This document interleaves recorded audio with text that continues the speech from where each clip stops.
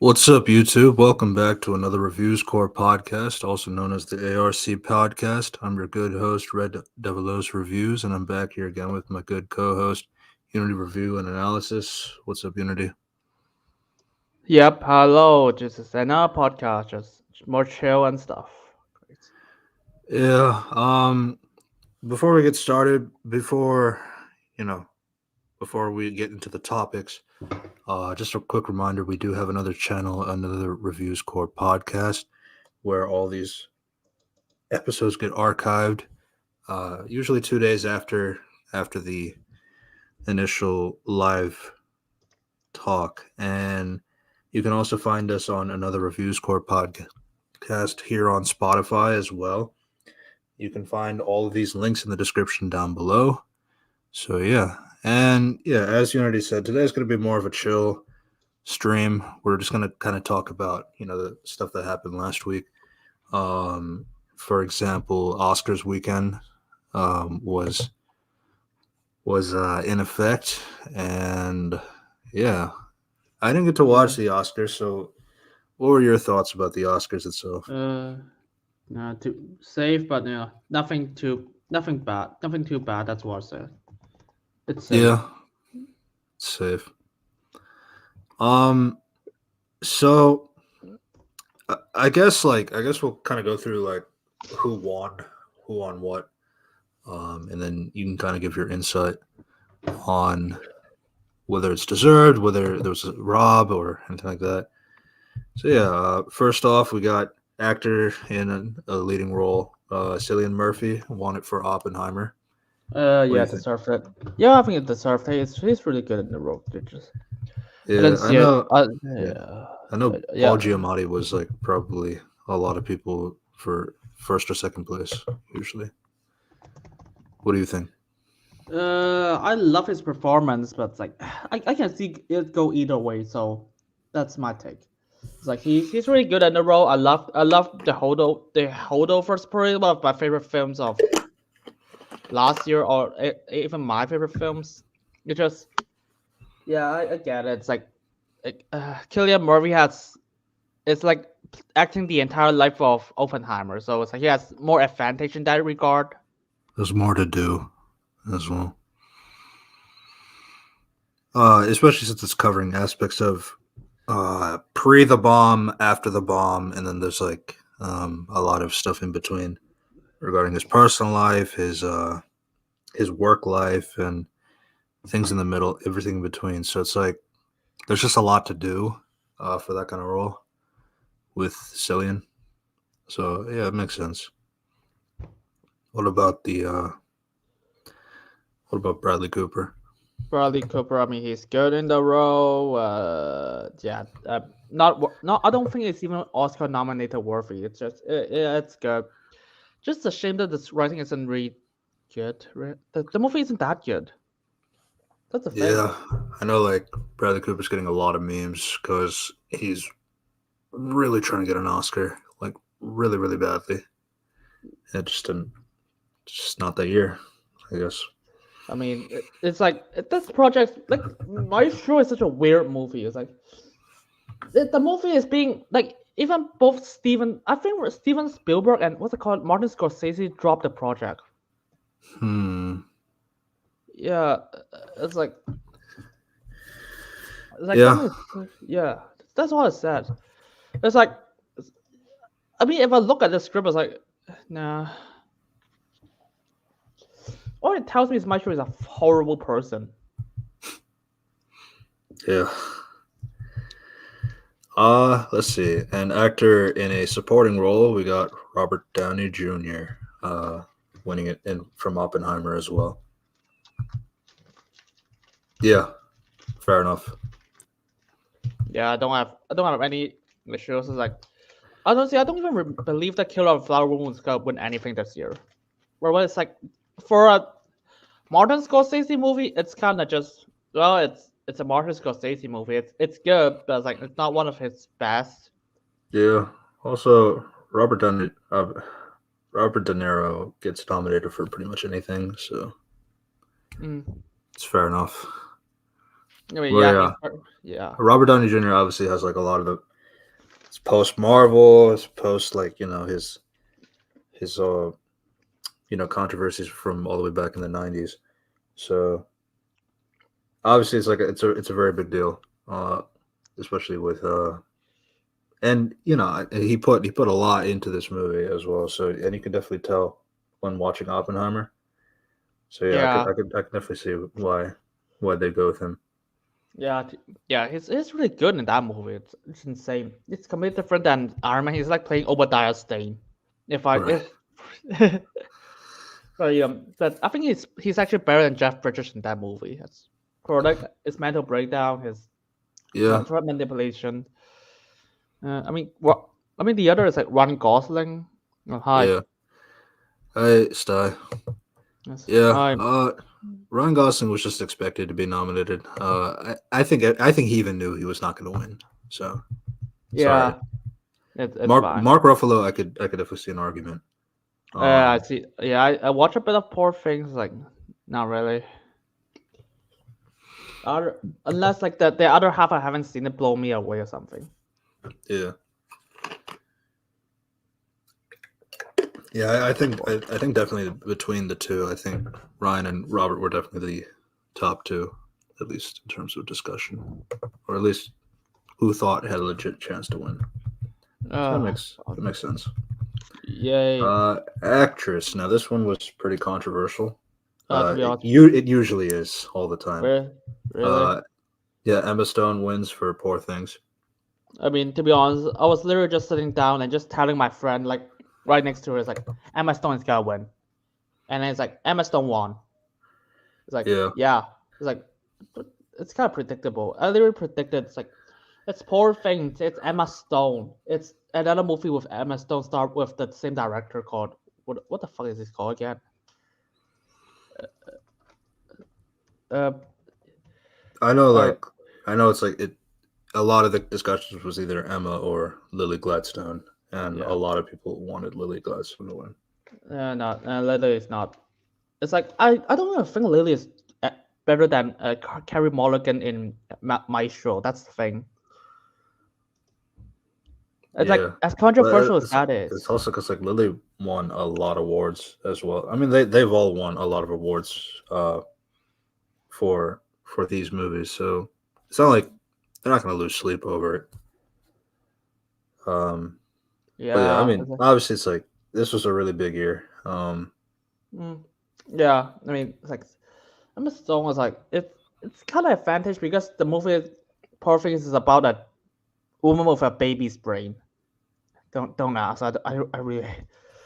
It's like It's like it's and she's in another movie with Yorgos Lanthimos. Yeah, Hmm.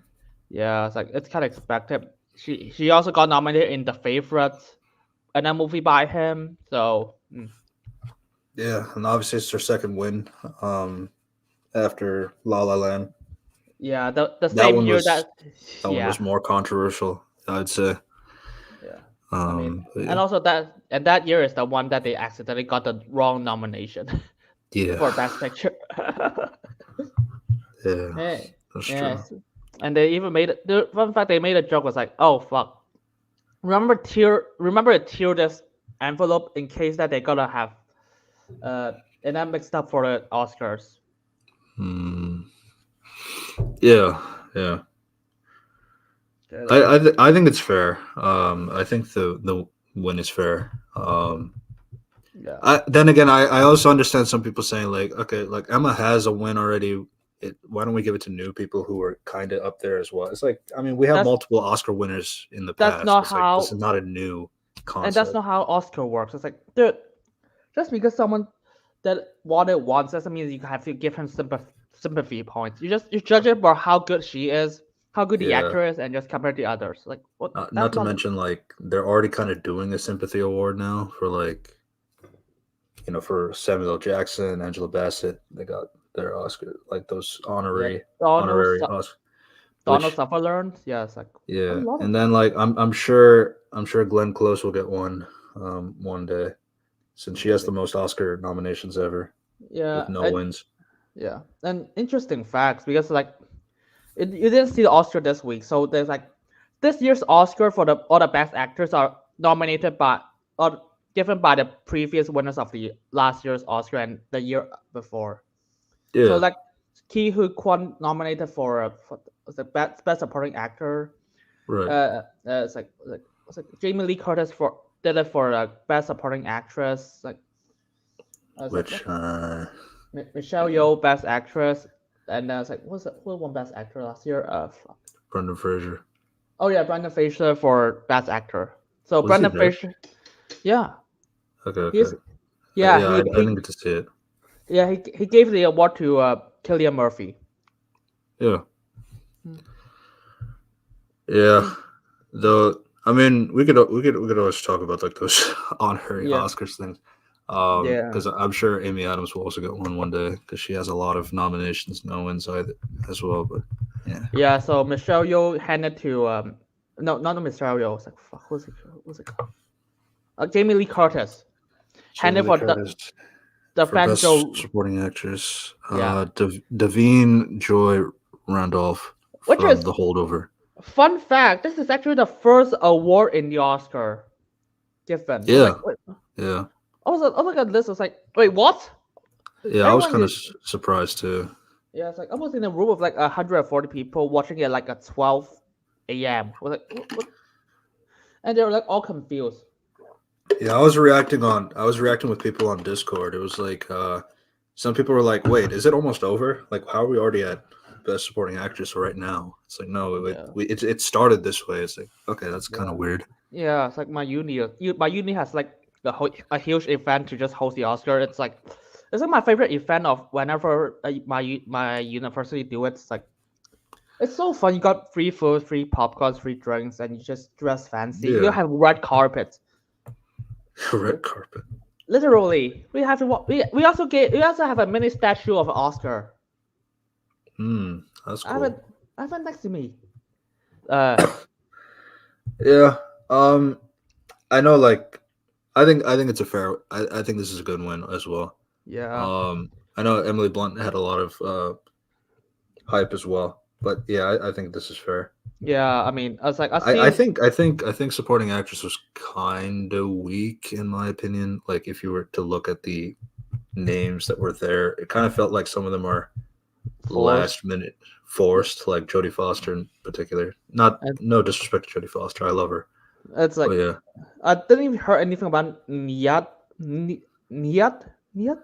What is that Nayad, movie? yeah, Nayad, yeah. Let me check Um, out. Let me check this movie first. What the fuck? I never heard of that last year. Oh, it's on Netflix. What a weird movie. yeah. Who is Yeah, like especially since like Greta Lee should have been nominated. Like, I'm sorry, yeah. No, she should she be. should have been nominated. I think she should be like best actress for nomination, not Yeah, best supporting actress. yeah. That's what makes it tough because like especially since like best actress like there's at least like a decent argument for each of them. Supporting actress like yeah I don't know, but I definitely think Greta Lee should have been nominated somewhere. Yeah, that's the thing. To be honest, yeah, it's a lot of controversy. I need to look at my list for what did I watch last year just to be sure. Fuck. Yeah. Yeah, and So yeah, I'll just say this because like American Ferrero was like when she's nominated, I was like really her for Barbie. it's kind of expected to be fair. I was like, but it was like even that was like wow. I don't. No one believed that she should be nominated. Which, by the way, I mean, since like this is our first time talking about the Oscar stuff, it's like we know like that whole controversy with Barbie in general. It's like, oh, Greta Gerwig should have been nominated for Best Director. Margot Robbie should have been nominated for Best Actress, and it's like they still technically got nominations, but because of Best Movie, that award would go to Margot if she won. Uh, Obviously, it didn't. And then Greta would have gotten it for Best Writing if she won. So it's like it's Yeah. not like they didn't get nominations. So Yeah. it's just not the traditional director or actress. And it's like, Yeah. secondly, it's like they've been nominated before, so they know how the Oscars work. So it's not like this is a red flag or like they don't know how this works. And I find it cringe when Gosling stepped up and like try to defend them for that. It's like And Ryan he Gosling has also been an Oscar nominated actor multiple times, so he should know how this works. So, yeah. Also Hillary Clinton as well. It's like, wow, shut the fuck up. Yeah, you got Hillary Clinton defending Margaret. I was like, so Yeah, funny. like, And then Margot was like, leave. yeah. And then It's like, Margot I and really don't care. yeah, and yeah, Margot and Greta Gerwig was like, shut up. It's fine. Yeah, don't talk about my queen like that. That's crazy. Yeah. But yeah, So yeah. So but yeah, Devine. What do you think about Devine's performance? Oh, I think she's excellent. So, like it's like I was surprised that she's actually the girl from the call Only Murders in the Building. I was like, oh, damn, really? Yeah. Yeah, going from TV to a movie and then getting an Oscar. Yeah. Quite an accomplishment. I mean, she's in Puss in Boots: The Last Wish, but it's like it's a voice Yeah, role. voice role. Yeah. It's like it's a very good win. Yeah, it's like it's so good, man. Yeah, I mean, I love Emily Blunt. Like she's like, I think she deserves a best nomination. But it's like, yeah, I'll still give it to Davine Joy Randolph. Yeah, that's true. Yeah. We're not going to talk too much about animated feature, but I guess a lot of people was surprised that Spider-Verse didn't win, but like it's pretty obvious. Yeah, I mean, I mean, if you're picking against Hayao Miyazaki, I was like, yeah, no, I haven't seen The Boy and the Heroines, by the way, if you're wondering. Yeah. But like I also see like Across the Spider-Verse kind of has the flaw of like not being a complete movie, so there's that. Cinematography, Oppenheimer won. Not really that much competition. I mean, it's like Killer of a Flower Woman. Yeah, it's great. Nothing to write home about. Maestro. It's like Maestro is weird. It's like there's a lot of changing frame rates, and I was like, wait, what the fuck do you need to change frame rates again? Yeah. It's like they have the color fading. It's weird. It's like Oppenheimer. Yeah, Oppenheimer won that. Costume design went to Poor Things. Yeah, like I mean, I saw the Barbie or Poor Things. Yeah. Yeah. But like directing went to Oppenheimer. Finally.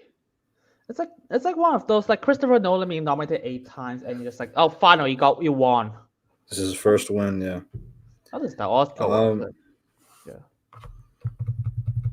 What do you think between Scorsese and Nolan? Yeah, Scorsese. I don't know. It's like, I mean, Scorsese is a great director, but it's like I just don't think The Killer of Flower Moon is like has that well cinematography wise. It's like compared to like other Scorsese work, yeah, this is not really. He's done a better job in other movies. Yeah, I think so. If it's like Hugo, it was like Shutter Island, Taxi Driver, something like those. Yeah. And now, so Christopher Nolan got his first Oscar win, so that's quite an achievement. Yeah, Zone of. So going past documentary. Sorry about that. Short film as well. No. Wait. One of them is by what's it called? Wes Anderson. Wes Anderson. Yeah, one of the not documentary, like short film. Fucks. Don't skip that one. I think. No. It's probably a short film, not the documentary short film. Oh fuck. Yeah. Yeah, I'll check. Film editing went to Oppenheimer as well. Yeah. Oppenheimer got like I think 7 awards. 7 out of 13 of them. Yeah. Yeah, there's nothing. There's no competition really. International feature film. I know Zone of Interest had a lot of praise. To be honest, I just put Past Lives here. Yeah. It's like it's about fun. It's like what do I want to say again? Because Past Lives was not nominated either. What? So weird. Right. So I just want to say it's like a lot of movie this year it's like weird. It's like they just go back to black and white for some reason. Maestro, Oppenheimer, Poor Things, or like I got bored just by looking at those. I mean, it's like I don't I feel really like have. now it's like black and white just is like the art house kind of It's like it's the just go-to. pretending to be mature shit. It's like fucking shit. Yeah, I was like, no. It was like you're not the lighthouse. I'm sorry. It's like unless you're Oppenheimer, which I can see why. right. Because yeah. It was like other it's like, oh why? It's like oh fuck, it looks good, I guess. When Maestro did, I was like, Yeah, what? Wow, it's the past. Like no. After 40 minutes, you just go by the color. Like, what's the point? yeah. What do you think about Zone of Interest? I didn't see the movie. Yes. Hmm. It's like, but what people praise is just the sound design. So, Yeah, to be honest, I'll just give it to past lives. If past I have lives. a Yeah, chance. Yeah. right. Makeup and hairstyling went to Poor Things. Fair Yeah, it's enough. either this and or Barbie really. So, Yeah, but music Barbie went to Oppenheimer. not original score. No, I don't really have Yeah, much. The I know. Dial of Like Destiny, yeah, I know, like Ludwig. He mentioned in his speech like he was happy that his parents did not make him play video games and just gave him a guitar and piano. yeah. Which is like, some people are saying like he was shitting on video games. Like no, no, he's just saying he was just praising his parents for how he grew up. It's like that's not really shitting on video games. So I don't know. People are weird. Yeah. Oh, yeah. It's like not really. Dial of Destiny is just a weird nomination. Yeah, I don't know why that's there. It's John Williams, really. Original song, What Was I Fuck, Made For? fuck no. By Billie Eilish. Fuck You don't no. agree? You Of don't course agree? not. Yeah, no. I'll just give it to. It's like I heard the song. It's like one of those. Billie Eilish has a really interesting gimmick when you first hear her. It's like this every pop song is just like emotional pop. Like you sing your lungs up. Billie Eilish is just like sorrow tone. Like yeah, I get it. When you really hear, it's like I don't know, the song. If you hear Isolation isn't that bad. It's like they performing in Oscars. I was bored as shit when I heard it. Um, I think my thing about What Was I Made For? It's like I guess like I know like there was like a discussion like I'm Just Ken kind of fits more with the theming of the movie, whereas like What Was I Made For? It wasn't really earned where it was placed in the movie. Yeah. But like I don't really think that's what the factor is when they do original song. They just Go with question like is it a good song or not? no, fuck off. To be Uh, fair, I don't think I love Billie Eilish songs again. To be fair, I think Bad Guy's a shit song. Really? yeah, Yeah, really. It's yeah. like it was like tough guy, blah blah blah. And I heard it on repeat. It's like fuck off. I mean, there's some good songs like Lovely. Like what the fuck? I can. Yeah, it's like, but a lot of Billie Eilish songs I'd say is overrated. Yeah. I Hmm. mean, I can't really hate because like she has two Oscars at the age of 22, which makes her the youngest to have that amount of accomplishment. So Yeah, I'll just give it to I'm Just Can because I'm Just Can is actually just a better song if you even if it's context or just isolation in general. yeah, It's like it's a weird comparison. It's like when I heard the Oscars, like I'm Just Can is performing. I was like sitting on my seat just watching. When what was I made for? It's like I literally leave my seat to just get a drink. yeah. I mean, so to be fair to the situation, like I don't mind What Was I Made For. Um, especially since like Billy is an actual singing talent, whereas like Ryan has the charisma given that he's not a natural singer. Like I mean, he La La has Land. sang before, so it's not like that. I don't know. And plus it's like it's Ryan Gosling wearing a like pink suit. It's like it's just gonna be more interesting, especially from a performance standpoint. I won't say that because if that's the case, you would not be able to hear a single Billie Eilish song in airport. You just handle this. Like, what song do you interest you when it comes to just hearing it in airports? If no visuals, like I would still prefer I'm Just Can. That's the thing. It's like don't worry, don't get me wrong. I have several Billie Eilish songs on my playlist right now. It's like one of us I made for. It's like one of the weaker songs she did. I didn't hate the song, so I did. I don't I know what to didn't. say. I don't think it's good. So I don't hate a lot of songs. Yeah, I just I just don't think like I'm just Ken like gives so much out of it. I mean, I just feel like a lot of it is entertaining because the lyrics are silly and Ryan is like really good at playing up the silliness. So I don't know. To be honest, to be fair, I really do not like the original songs in Oscar because most of the time they just can't analyze music. It's like, trust me, it's like what song do you remember for the last Oscar? I mean, like they got like Sam Smith for the new James Bond theme song, and we were like, really, you fuck. You can't beat Skyfall in my opinion. It's like, No yeah, Time to like, Die was okay. It was all right. yeah, But I like Skyfall a lot. yeah. No Time to Die is better than what was I made for. I literally have that Yeah. song on my playlist. That's one of the better songs by Billie Eilish. Uh, that's all I say. Yeah. That's like I'm surprised there's not much musicals here. Yeah. And Best Picture went to Oppenheimer. Yeah, it's kind of expected. So it's not the Is best it movie. is it really expected? Nah, I mean, yeah, I kind of everyone expected it. To be fair, it's like even not just audience. I mean, I was literally sitting. I was like, yeah, Oppenheimer's gonna win this. It's not even if it's not even gonna be. To be fair, like I don't think Oppenheimer is like that amazing. I just feel like maybe the competition was just like weak.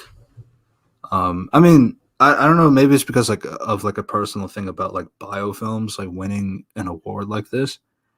But like I don't know. Like I just don't feel like. I mean, what won last year? Uh, Everything, everywhere, all at once. Hmm.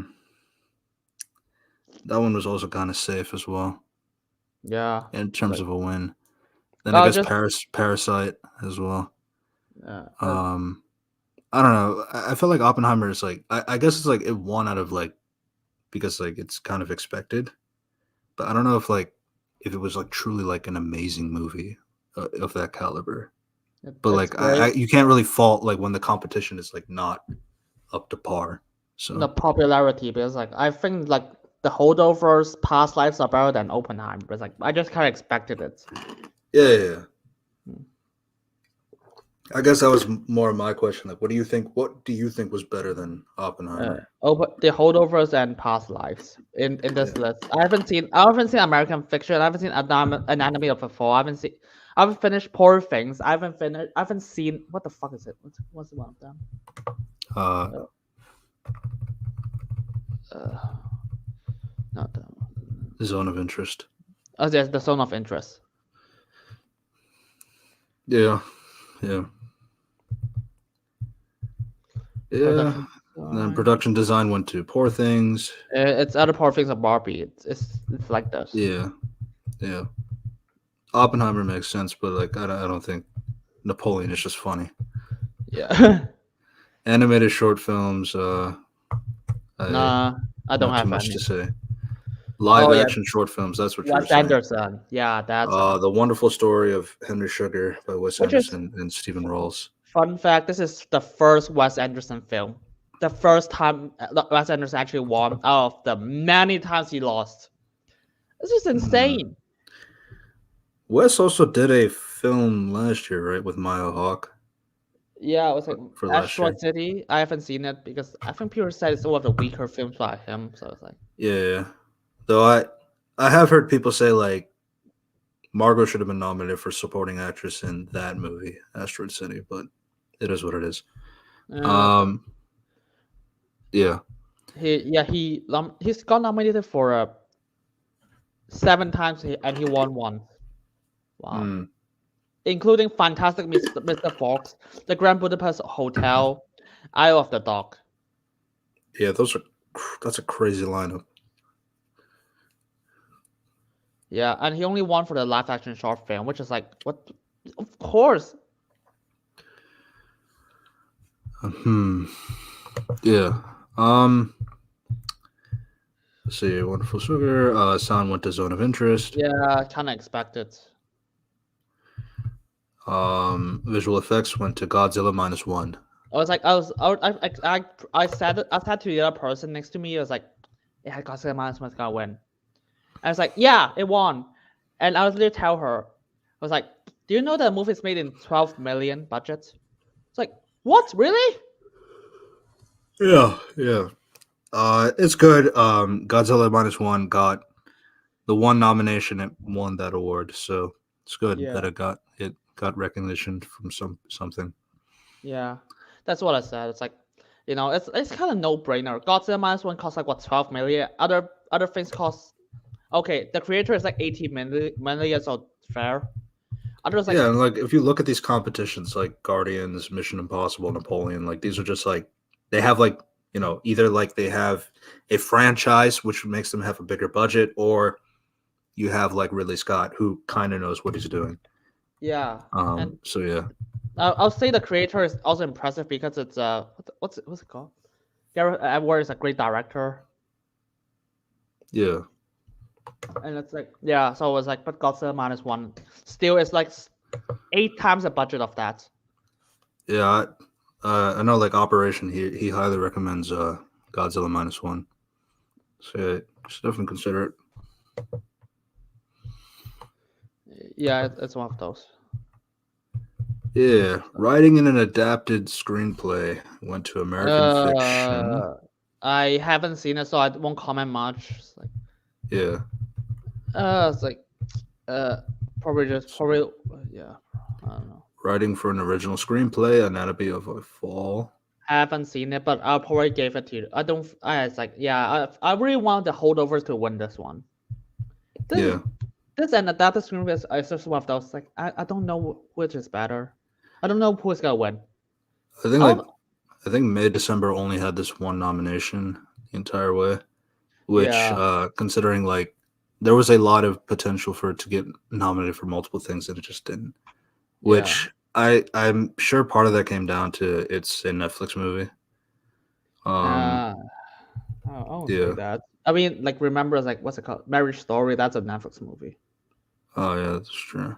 It's like Maestro is like it does have I guess it has a controversial topic in it involving, that kind of thing. So maybe for that reason, I'm not too sure because like Poor Things won multiple awards though, and it has some controversial things in it too. So yeah. Fun fact: yeah, the holdovers. Sure. The holdovers, like before, the day before Oscar, someone just like you fucking stole my story. Fucking what's it called? It's like Alexander Pine. I was like, what the fuck? Yeah, he read your script, but it's like he's not a writer. At most, he's just gonna give ideas. I mean, I look at the list of similarities. It's just like there's 4 establishing shots about this place. It's like, but dude, a lot of movies has that. There's territory smoke.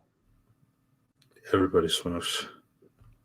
There's a review in this poem. It's like, what, dude, that's what the fuck? Every movie has that. I mean, I get it. It feels like 4 people trapped into a place, and this mentor figure has to, like stop being like have to break his own rules at the end, and he has to support his children who is like who's rough, and he doesn't like to be in this place. It's a really compelling story. It's like hospital. It's like I get it, but it's like, do you know how many movies have that formula? Yeah, one of the harder things nowadays is just to be original when it seems like everything has been done before. Yeah, I'll argue that the movie is like the one with Florence Pugh and Morgan Freeman also has that formula, which is like called A Good Person. Which is also like, they got trapped in a place, something happens, they're trapped in a place, big reveal. Yeah. And then I think we're almost. Yeah, we're almost yeah. at the end. I'm fine with Past Lives as well. Yeah, I'm fine with Past Lives as well. Yeah. I know, like I know. Yeah, go ahead. I just say that I haven't seen Anatomy of a Fall, so I won't comment much. It's like, yeah. I mean, when I know, like, yeah. Yeah. I know one of the things that had a lot of controversy is like the Iron Claw got 0 nominations. Now I wasn't sure, like it could have been a possible thing, like it could be nominated for next year because I think you guys in the UK didn't get to see it until this year, if I'm not mistaken. Jesus, Let I me don't. check. Yeah, I think so. Because yeah, it did come out in December. So it's very late. For in terms of like in terms of like an Oscar nomination season. But yeah, it says here like United Kingdom didn't get to see it until February 9th. So I wonder if maybe it might qualify for next year's Oscars, but it probably won't due to like most of the world got to see it in December. So Yeah, probably too late. So it's like, oh, fuck. yeah. I mean, so I guess like there could be a chance, but I probably say don't put too much stock to it, which is unfortunate because like I mean, hell, it's like I can definitely see it being like an Oscar contender, especially with like the likes of like Zac Efron, really coming out of his shell since his Disney days. So It's like I haven't seen the movie, so it's like I don't want to say too much about like what do I think about it. hmm? Like I don't want to say too much because I haven't seen the movie, so I was like, yeah, I guess. I Yeah. just like it. Yeah, it's like one of those. Um, yeah. So that kind of covers our Oscars talk. Do you have anything else you wanted to add about the Yeah, Oscars? there's like I mean there's a few clips if you want to see. It's like it's just not a lot. Yeah, I had a few funny clips from the Oscar. I can't put "I'm Just Ken" because Copyright, copyright, but I but like the that yeah was really funny. yeah. And it was fun seeing Ryan like incorporate America, Margot, Greta, and Emma into the song as well. Yeah, it was a really fun dynamic. Mm. Um, let me see. Uh, it's like I mean I'm not gonna watch Naked John Cena again. Yeah, that wasn't funny either. Yeah, we look. So Yeah, yeah, it's like the also screen until like 2:40 a.m. for me. It was like I was like, yeah, and it's like Will Smith gets blacklisted because of a slap and being naked, and I guess it's okay. All right, I guess it is what it uh, is. uh, So uh, here's a funny one. He's right here. He's here. I hate him. There he is. He's right here. He's right here. Look. You have a lot of nerve to show your face Oh, around yeah, here. Son of a you bitch. are a real beak breaker. I'm gonna see you after the governor's ball, You better believe it. pal. Yeah, well, at least then the video can finally play Mr. The Penguin again after just like Colin Firth is now the Penguin. yeah, yeah. It's man from the Flash.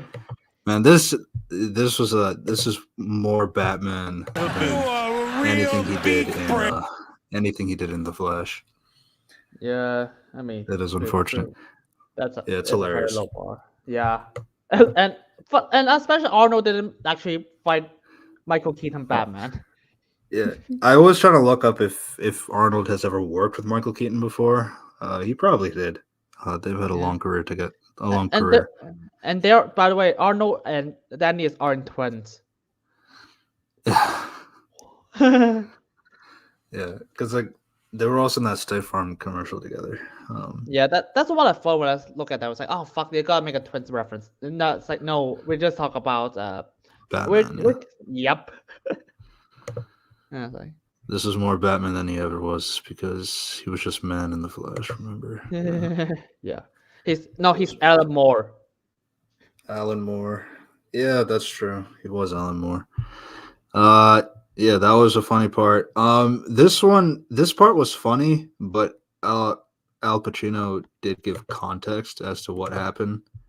So I have like a brief like news clip about it, but yeah, we'll hear both sides of the conversation. It's okay. If context, I was there watching. It's like, oh fuck, best picture. I was like, wait, what? Yeah, Al Pacino just says it, the best picture and not like the nominees like you normally do. But yeah, there's some context as to why he did that. But it Yeah, was funny in the moment. Chino explains.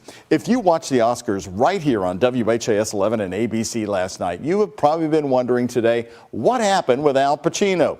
The famed 83-year-old actor seemed to skip right over the 10 nominees for Best Picture and then confusingly just blurt out the winner. Here it comes. And may I see Oppenheimer? Yes. And that was it. Show over. In an interview with the Associated Press today, Pacino explained, saying he was following instructions from the producers and did not skip over the Best Picture nominees. In fact, here's his quote. Here, let me just commentate before, just in case of copyright. Yeah, so he just straight up says the name Oppenheimer and does not I guess I guess it was like in the context of, so he's saying like the producers were the ones that told him to do that. which is, I don't know if it was yeah, just to make it like the old man bit, like, oh, I forgot, and I just yeah. yeah, it's weird So- because they also didn't do that to the best original song. They're just skipped to Billie Eilish. It's like, wait, what? Yeah. But to be fair, no one cared as much as Best Picture, so it's like it can be overlooked. Before this, Yeah. it's like, huh? Are you sure? Yeah, so here's his quotes. I just want to be clear, it was not my intention to omit them, rather a choice by the producers not to have them said again since they were highlighted individually throughout the ceremony. Oh, fuck Pacino off. goes on to say, I realize. Yeah, It's like, there's wait, more wait. to it, but go ahead.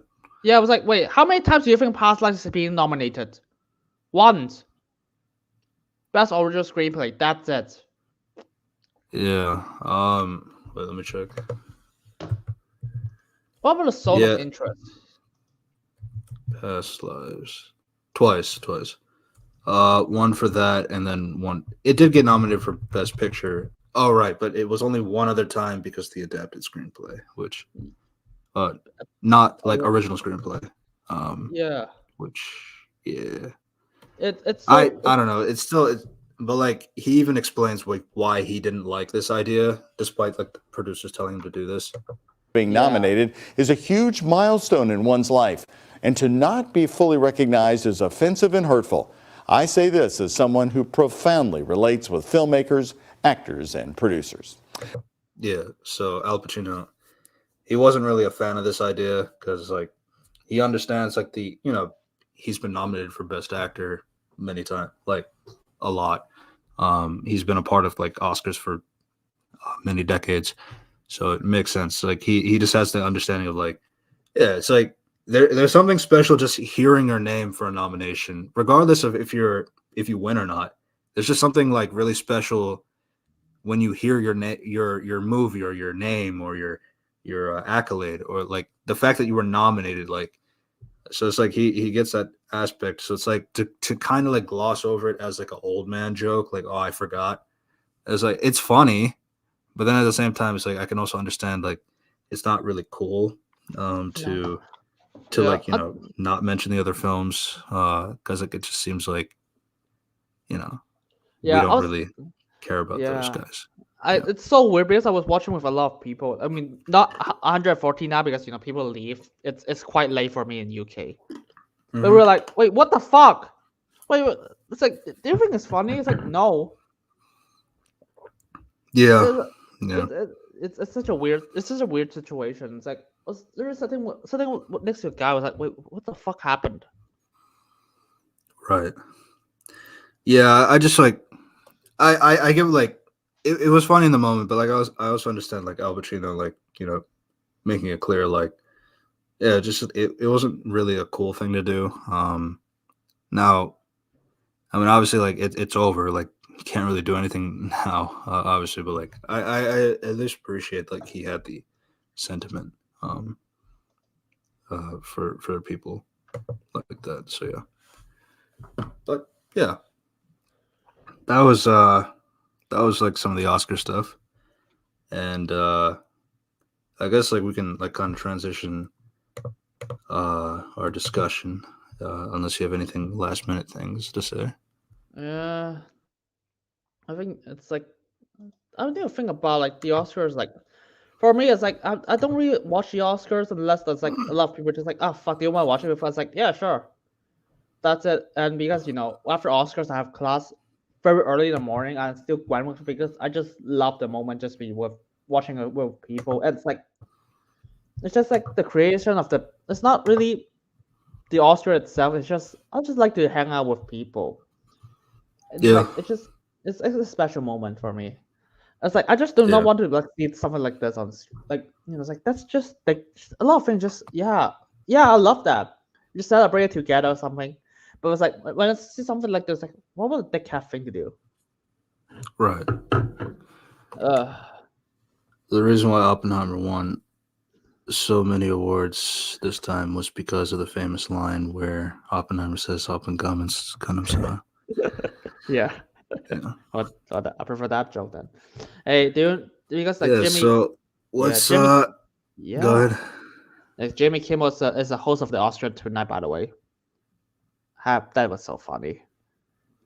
No, to be Yeah. honest, I was like, hey, do you know that a lot of jokes he just dragged so long? Hey, remember 50 years ago we have a guy running naked on stage during the Oscar ceremony, blah blah blah blah, lasts for 3 minutes and just like, hey, John Cena is naked. Hey, please run out over the stage right now. He's just peeking. He's like, hey, please, and that lasts for 3 minutes until he finally does so. I was like, shut the fuck up. If you want to play, if you want to do it, just have him do it immediately. Or just like, I was like, wow. They still haven't found like that perfect Oscar host yet. Yeah, but to be fair, there's two things I think is funny. It's like, which is like, first off, they just make fun of it's like Madam Web, but from that meme line, it's like she was in Amazon researching spider stuff. Yeah, which I don't know. I'm kind of getting tired of that joke, but I get it as well. It's more like because like it's not in the movie, so it's like we really can't. There are some dumb lines in the movie that we can actually talk about, but that kind of requires people to watch the movie. So Yeah, it is what it is. and the second one is like, do you think AI will write the movie better than Transformers: Rise of the Beast? Yes, it will. Yeah.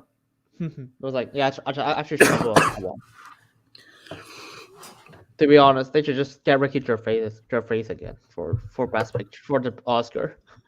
Yeah. Why do they shoehorn Jim Kimmel into everything? Do they have no one else to do it? I mean, that one year they had Amy Schumer. So What? yeah, didn't they have Amy Schumer in that one year for Oscars host? Well, fuck. Yeah, I'm glad I didn't watch that one. I think it was like in the 2020s too, so it was pretty recent. Yeah, that's wild. Because I remember she was like dressed up as Spider-Man, or something like that. Yeah. Yeah, what is the host? Oh fuck! You mean the Chris Rock one is the one that Chris Rock's the host for the Will Smith slapping him joke. Yeah. But that was like a funny one. Yeah, I mean, Chris Rock is funny, so yeah. Wait, fuck! Amy Schumer is last year. Last year. Wow, I'm glad I remembered that. Yeah. But Jimmy Kimmel has been hosting for free. He's done it a few times. Yeah, like I mean, it's like the year before is Chris Rock, and then it's like Neil Patrick Harris. Neil Patrick Harris, goddamn. 2015. Oh fuck, 2013 is Seth MacFarlane. It's like, yeah, hell yeah.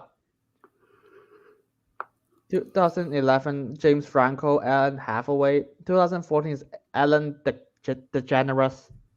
Yeah, I remember that one. 2010, Alec Baldwin and Steve Martin. 2009 is Hugh Jackman. Holy shit, he opens it with Zac Efron, Beyonce, and Amanda Seinfeld. Yeah, it's like, Steve Martin has hosted so many times. It's insane. Yeah, I guess. I mean, there's 3 Oscars like in 2019 to 2021 has no host for the Oscars. Yeah, Amy Schumer was in the one Oscars, but like nobody really talked about it because of the slap. Oh fuck. So pretty much. Yep. It's like so Chris Rock. Chris Rock though. But it's like Chris Rock takes it really well. It's like, oh fuck. Will Smith snapped me. It's like, whatever. Yeah. Yeah. So we got through our Oscars talk. So like now that we got like a transition to something that happened last week. Unity. Why don't you introduce the topic? Rooster Teeth. Do you guys remember that company that did like Red vs. Blue, which just Halo for graphics, and it shut down. And now, I mean, it's run by independent people. It's Warner Brothers bought it, and after 21 years, they shut it down. Yeah. What is Rooster Teeth known for? For one, Red vs. Blue, I mentioned Ruby and also Death Battle. Death Battle. Yeah.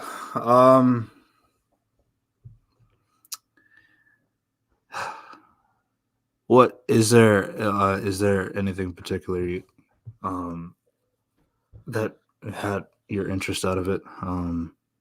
Yeah, it's like, to be honest, like I didn't see Red vs. Blue beyond a few episodes. It just doesn't really interest me. I was like, I guess.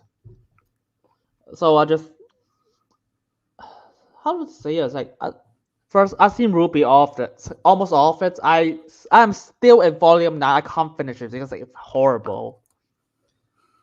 But it's like Ruby. It's like I don't think the show is good even from volume 1. They call it volume 1 instead of season 1. So you have to get over it. You have to get used to it. So, but it has a special place in my heart. When I first saw it, it's like it's so interesting, it's so cool. But yeah, it's like, but yeah, the show is shit now, to say the least. But and yeah, this shut down. It's like, and all the like Red vs. Blue, Ruby is all being sold by other companies.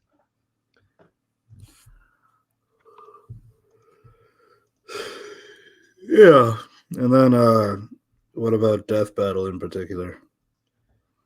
Death Battle, it's one of those, like I say that Death Battle is like keep improving themselves. Like they're not like oh fuck, we know better than you guys. Low. They're like, oh yeah, we promise we'll make it better, do better research, make better animations, and let go of our biases for when it comes to each product, like each combatant.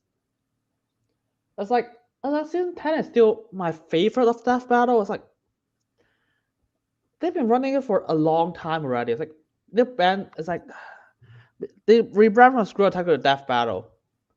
But it's like, yeah, I don't like that decision when I first heard it, but it's like, yeah, I got used to it. It's like I don't know what happened to Death Battle going forward. I mean, they promised a lot of things. They actually showed the tweet like they have the script already. They posted on Twitter, and it's like even that was like just days before the announcement shutting down.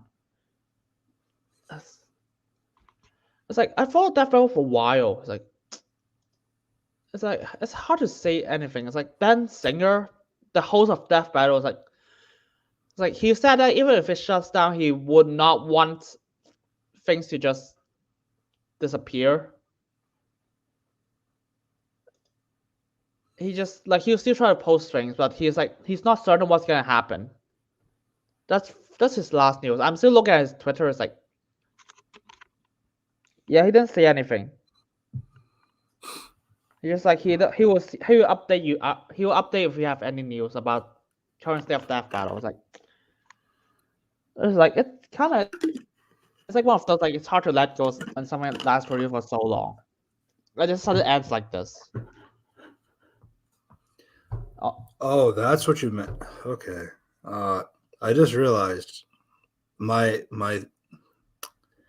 title generator autocorrected Rooster Teeth to Rotten Teeth. Okay. Yes.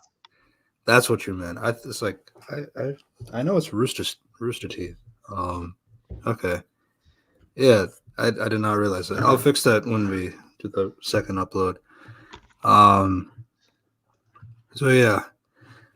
For me, Death Battle, I've seen. I'm not like an avid fan of it. I know it's been going on for years now, so it's like there's a lot.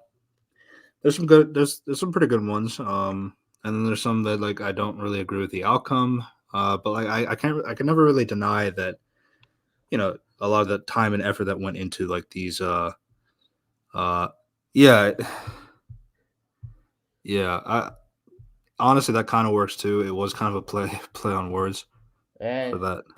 Because I've heard Rooster Teeth does have some rotten things about the Oh, people a lot in of it. them. Yeah, so it is possible that it's probably accurate. But yeah. Yeah, I can never really deny that Death Battle definitely puts in the work in terms of their animation and general research for different battles and all that stuff. So yeah, I definitely appreciate it for the style of that it kind of like popularized in like a video format, because usually I mean we generally have death battle talks in general, like it's like, what if this character went up against that character, like why do you think this character would win, and then you just kind of, it's like one of those lunch table arguments kind of thing. um yeah, it's like when you come up with like random ones, like what if we do Naruto versus Ben 10 or something, or like I don't know, something random like that, and it's like, and you have like a discussion on like why you think one is better than the other. So yeah, like, and Death Battle is kind of like that one.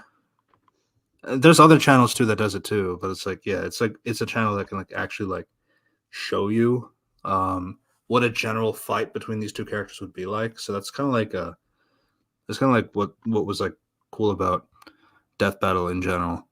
So yeah. Yeah, it's like they made a company about this. Fun fact: after Death Battle Rises, there's a lot of first debaters come, and they try to make their own first series. I watched a lot of them.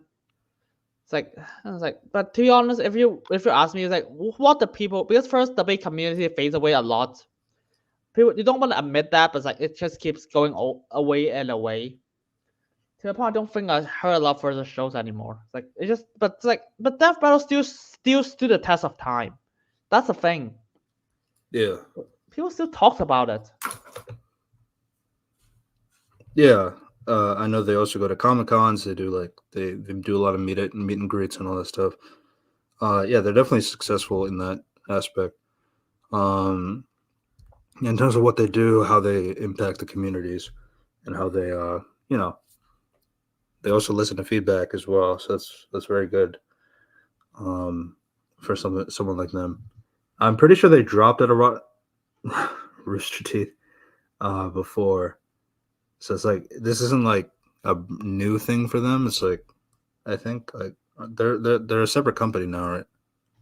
No, I mean, yeah, but it's like they're still separate but still connected. So it's like, Yeah. you get what I mean, right? Yeah. Yeah, Yeah. I'm gonna say this. Not every episode of Death Battle is good.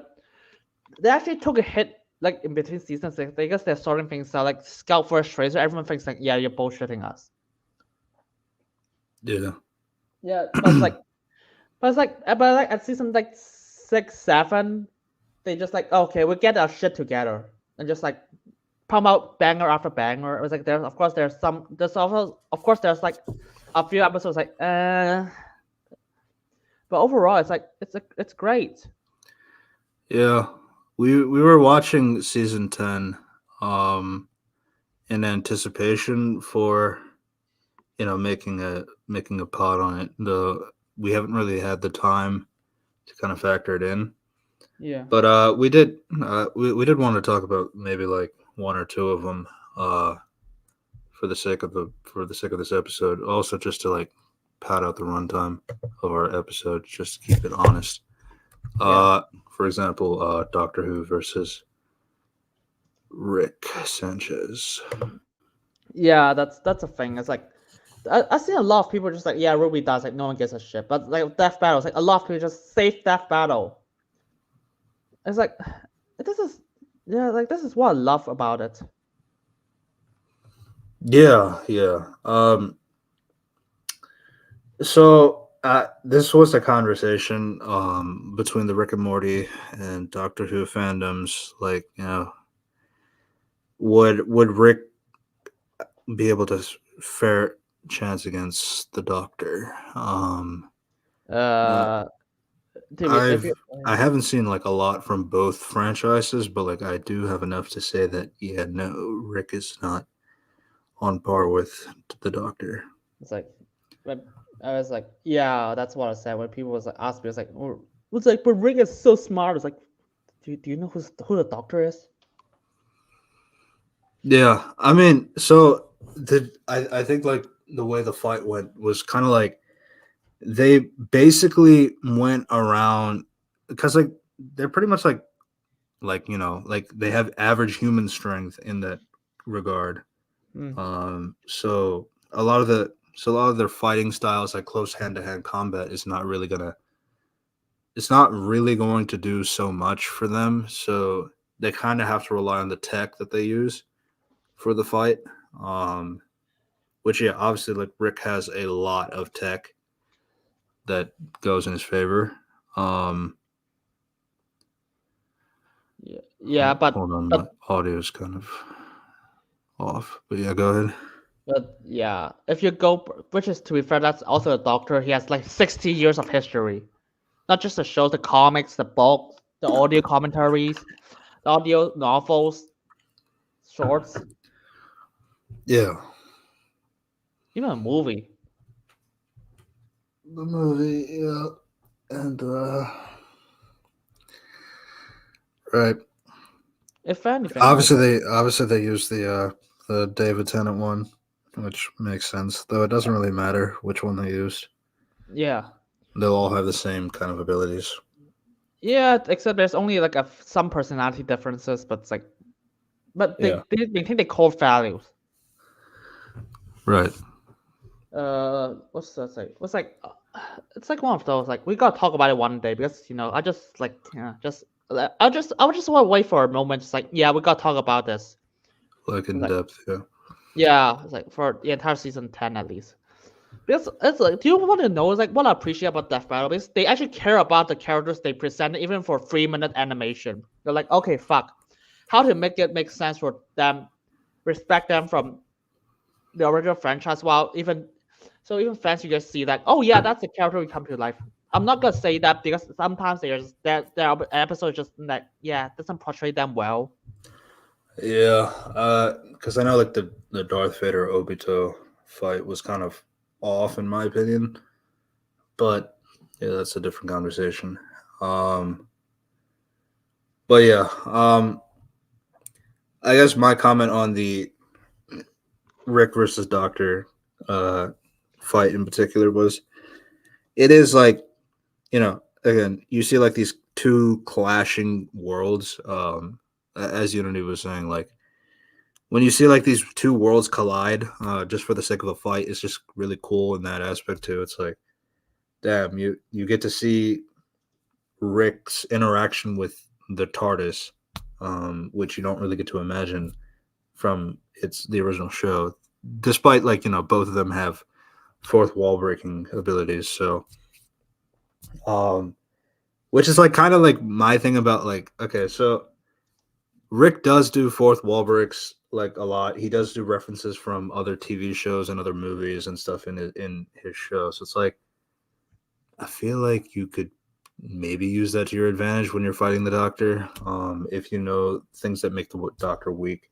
But like that's kind of like a hard thing to like really factor in, especially fourth wall breaking characters in general. Yeah, and also the fact that it's like, wait, how much does Rick really knows about the Doctor? It's like, it's like, I'm gonna watch 60 years of shit. It's like, I don't think Rick even bothered to do that. Yeah.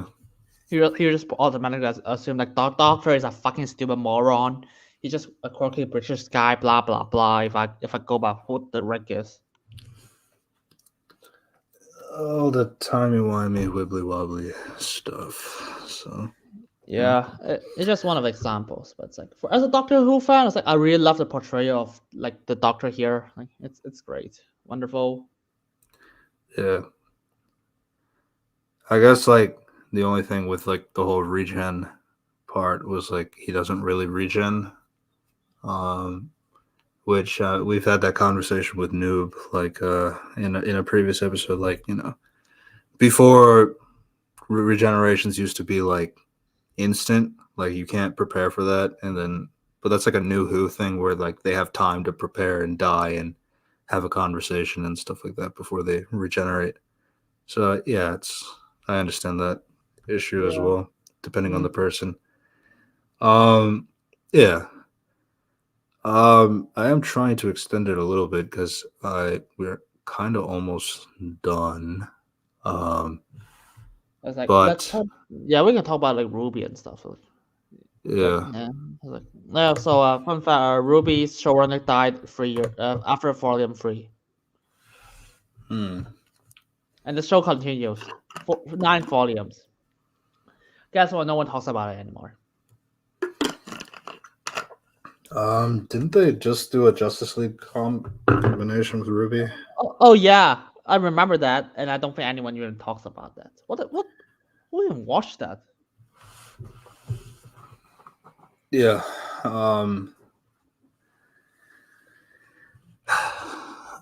It's always weird seeing they combine DC with anime. I don't think it ever works, in my opinion. But if I want to go through Ruby, how do I say it? It's like I don't think the first 3 volumes are good. It's just like well, yeah. I mean, it's cool. So that's the thing. The animation is really cool for the budget they have. It's very stylized because Monty is a really good animator.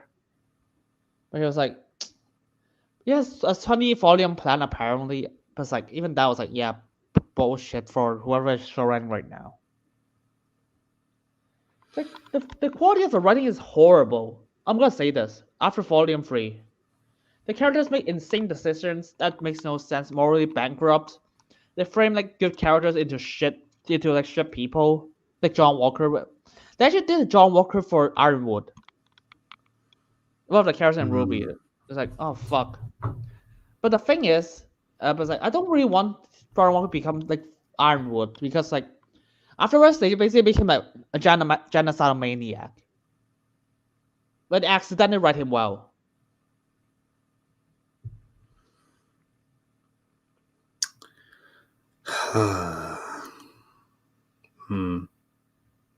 That's a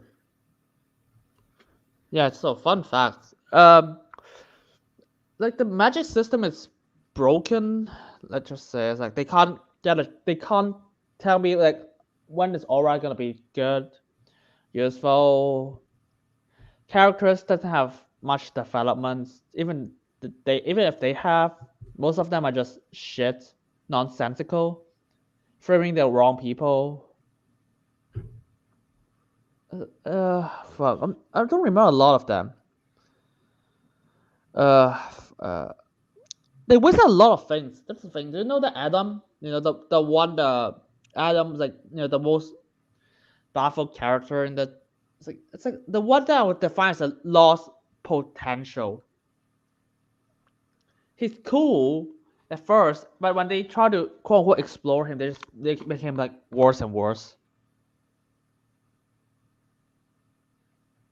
It's like if I go rant about Ruby, it's gonna take a while. But the point is, Ruby it's a horrible show right now. It's like I only seen like 4 episodes of Volume 9, and that's it.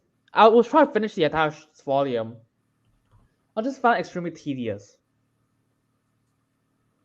And I don't think anyone talks about it now. It's like at least Volume 7 and 9 has like Ironwood to talk about. Right. I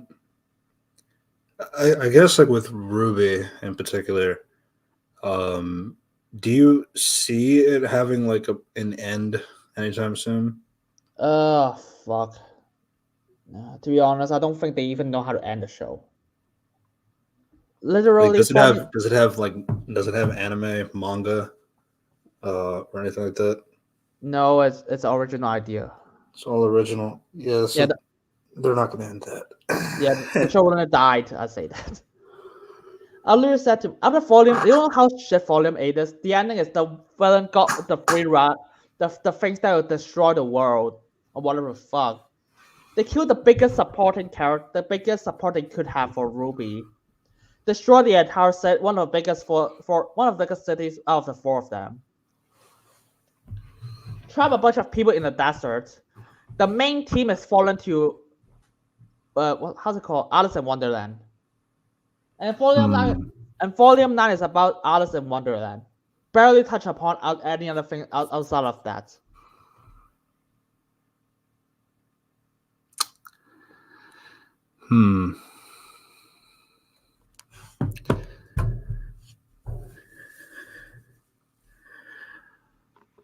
Yeah. It's a lot of information. Yeah. I was like, I don't even know how to explain it to people. It's like, yeah, what is this? And it's like, do you think it's gonna end? It's like, no. I don't even need to finish Volume 9. It's like, how the fuck are you guys gonna get off this place again? I don't know.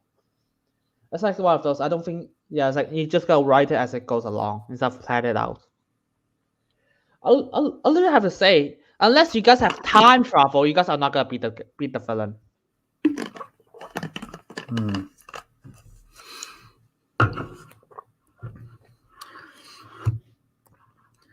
So I think another thing I can kind of talk about before we go into the next part. I actually went to my first Comic-Con last Sunday. So it's a different experience. I never really expected to. I've always been thinking about going to one since it's part of a content creator. I talk about movies, comics, TV shows, and video games all the time. So it's like it seemed to make sense to go to one. So yeah, there was one in my local area. There I got to see Michael Rosenbaum, best known for Lex Luthor, in Smallville.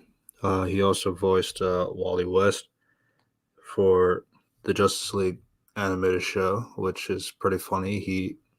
He is the best Flash and the best Lex Luthor as of right now. So yeah, it's pretty cool. I also got to have a photo op with him. Then I got to talk to Alakwa Cox for an autograph. She's best known for Echo in Hawkeye and Echo. I had a funny experience with her. She was like, so before I talked to her, I went on Google and I learned how to say, "I think you're pretty cool" in sign language. And once I did it like right away. And then Alak was like, oh wow, thank you. And so you know how to sign? It's like, then I did the more cookies, please, thank you joke from Hawkeye, if you remember Unity. Yeah, I did. Yeah, and yeah, both her and the ASL translator found it funny. Yeah, and then like for the rest of it, I talked the rest of it just like, I love seeing new talent going to like trying to act like in things like this. Especially since like it's a Marvel Cinematic Universe, like it has a lot of backing, a lot of like talent around her and all this stuff. So it can be intimidating for some people, and I really appreciate everything that she was able to do, and I hope for the best for her career. And so she found me very nice, and yeah, it was a pretty. it was a pretty good interaction. Alak was very nice. Same with Michael Rosenbaum. Michael Rosenbaum, he kind of like treats you like as if you're like an old friend, and you're just trying to catch up. So yeah, I really wanted to ask him to join the pod, but yeah, because it's a photo op. Photo ops, you have to keep moving. Take the picture, go, and then yeah. All I had time to say was just thank you. So yeah. Whereas like for the autograph, you get to have some time to like speak to the actor actress while they're signing your your picture or your comic book or your artwork or anything like that. So yeah, that's why like Alakwa, I was able to have a longer conversation. But yeah, it would have been nice to get Michael on the pod. Maybe one day he could. If there's ever any chance, like you're listening to our pod, Michael, yeah, we'd like to have you as a guest. Right, Unity. To be honest, yeah, I guess it has a podcast. I never go to Comic Con. I meet a lot of famous people. So. Yeah, we can kind of talk about that as well.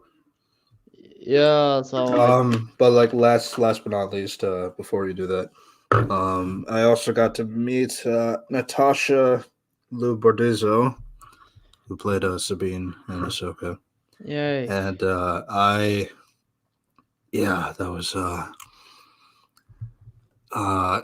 was an experience. Oh my god, she was so nice, and luckily I was not like I didn't fold just to keep it plain, but I probably did in the last second, but it wasn't too bad though, so we'll just keep it at that. To be honest, Yeah. no celebrity's gonna remember that. No, I know that. It's just honestly, like I do appreciate the it's just hella expensive, man. Like you have to pay for like all of like individual things. Though I think like taking like a picture is probably better in my opinion. At least like you can like at least like have the picture, you can like see it like again and again later. Whereas like an autograph is like the downside is like it's not it's like it's cool like having an autograph, but like you kind of like not you won't it's just not as memorable as a picture in my opinion. But yeah, that was just my thing. Yeah, I also got some Lego minifigures as well. They were like $5 with no tax, so that was like really cool. I got Vi from Arcane. I got Zelda. I got Goku. I got Naruto. I got Mr. Freeze. I got Joker. I got Netflix Daredevil. I also got Kate Bishop. And there's 3 more. It'll come back to me. But yeah, so yeah, they were pretty cool. And they're like custom made as well. So like a lot of those are like not you won't really be able to find them in classic Lego boxes or anything like that. So yeah, I'm a Lego collector, so that was pretty cool. Yeah, I was only there for the one day. I also got to sit in a DeLorean. The DeLorean was like so the guy made the DeLorean out of scratch. Like the entire thing was made piece by piece by himself. Yeah, and he even got like Christopher Lloyd to sign the dashboard for the DeLorean as well. So that was really cool. Yeah, nice. Yeah. What about your experiences? Oh, wasn't what day is that? Sunday. I Not don't like really do. Sunday. I mean, like you were talking about celebrity interactions. It's weird because like for me, it's like most of them is like I don't really see actors. I see a lot of like editors, cinematographers, directors, like those are the writers. That's the thing. Yeah.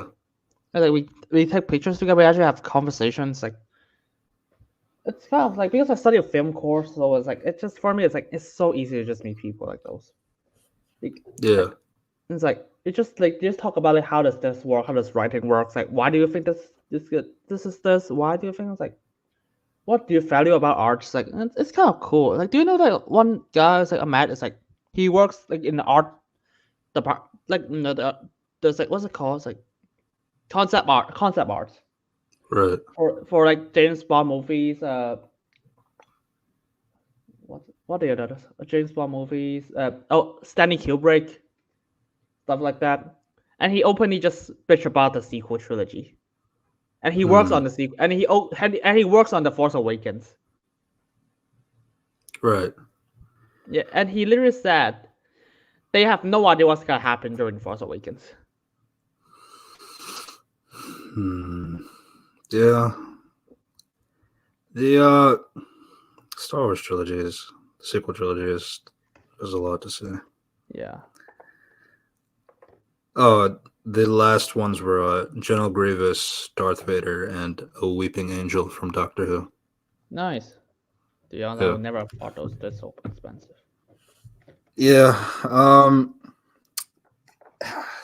It's okay to say that one name that you met. We've already talked about it before, so just a reminder. You know who I'm talking about. Yeah.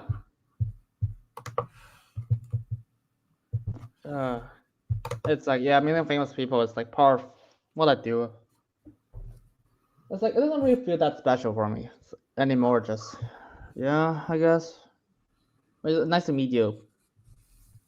Yeah, I mean, Jenna Coleman is a lot, so it's not that not big of a deal. So Hey, she's I mean she's my first celebrity I saw. So yeah.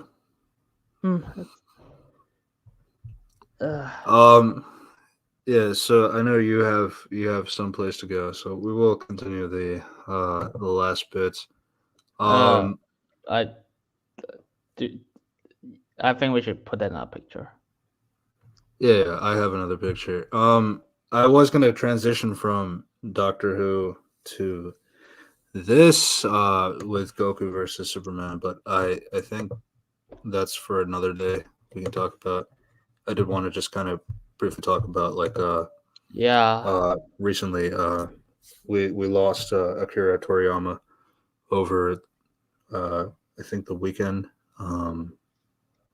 or around that time, and if that name is not familiar, he was he was like the sole creator of Dragon Ball. Yeah. He's kind of known as he's kind of like known as the pioneer of modern shonen.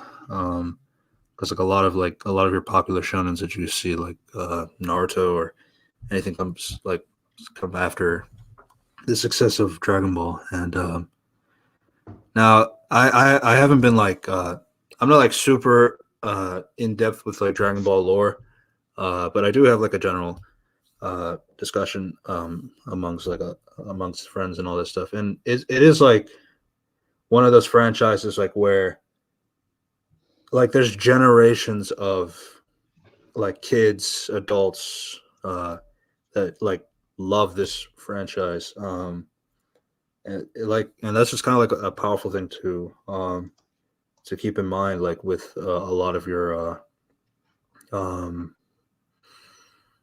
because like a lot of these things are like when you have like a creator that passes away, it's like you just have to remember it's like this entire world, this entire fantasy, this entire like story, this with these characters and all this stuff, like they all came from not like everything, but like this whole concept came because of somebody went down to think about it and thought about like what they wanted to make and created this franchise for many people to love and cherish for generations.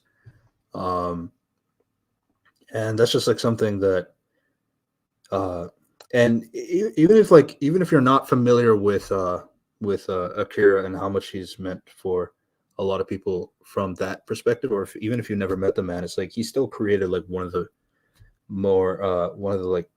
a diverse set of characters, a diverse world, lots of like it spawned like lots of games, lots of video games, lots of obviously debates between Goku versus Superman, as we alluded to before. I mean, you have a lot of like aspects of that, and it's just like kind of and that's just something like obviously it's like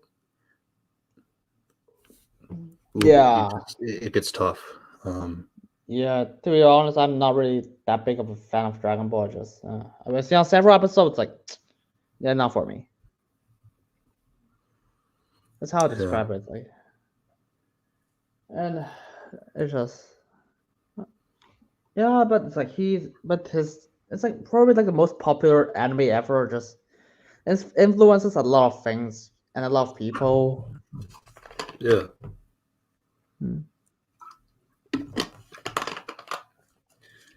Yeah, I usually play like a lot of the video games like Xenoverse, the Kakarot game as well. It's a lot of fun. And there's like the thing about a lot of shonen anime in general is like, I mean, it's like a lot of it comes down to like the fighting, the style, the bombastic kind of like lights and colors and all that stuff. So it's like that kind of stuff is like, I mean, it kind of like shapes a lot of like animes that we see now. And it's just like, when you take influences from some previous works, I mean, there's always like a reason why people do that. Out of respect, out of like love for somebody that's meant a lot to a lot of people. So that's just something that you can never really replicate. So yeah, that's just kind of my general thoughts. And rest in peace to Akira Toriyama. Yeah, rest in peace. It is. It's like I love. Yeah. That's why he died at 68, which is like not 68 too old. is, yeah. Not too old.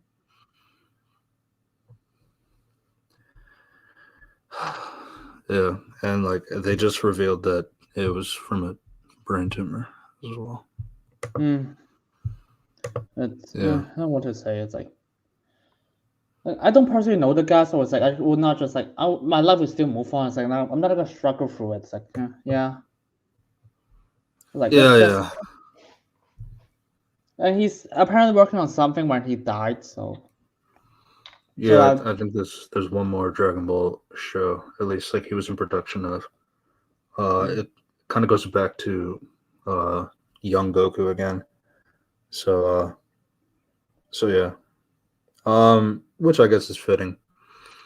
For a last project. But yeah, that kind of so we kind of have a short pod for this one. It was just not a very not a lot of things happened this week, and pretty busy for other stuff as well. So yeah, I mean there's for there's Kung Fu Panda 4, but like I don't want to watch it. Yeah, not too interested. I think next week we're going to talk about the live action Avatar. Alright. Yeah, I'm still trying to finish that show. It's so bad. I just like I should pause for weeks for that. Yeah.